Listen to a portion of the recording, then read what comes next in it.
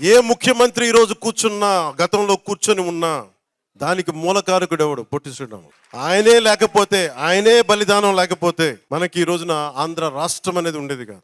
So నేను ఉన్నది దేనికి అంటే, ఇంతమంది గొప్ప మహానుభావులు ఉన్నారు.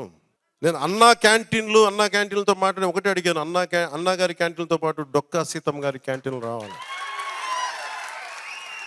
అన్నా క్యాంటీన్లు ప్రారంభిస్తున్నప్పుడు దాంట్లో కొంత భాగం డొక్కా సీతమ్మ గారి క్యాంటీన్లు కూడా ఉంటాయి.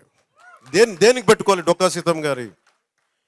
ఎందుకంటే అసలు మనకి ఈ రోజున ఒక పూట భోజనం పెట్టడానికి హోటల్లో పెట్టేయచ్చు, కొని పెట్టేయచ్చు. ఆ రోజుల్లో కట్టెలతో వండాలి, వర్షాలు.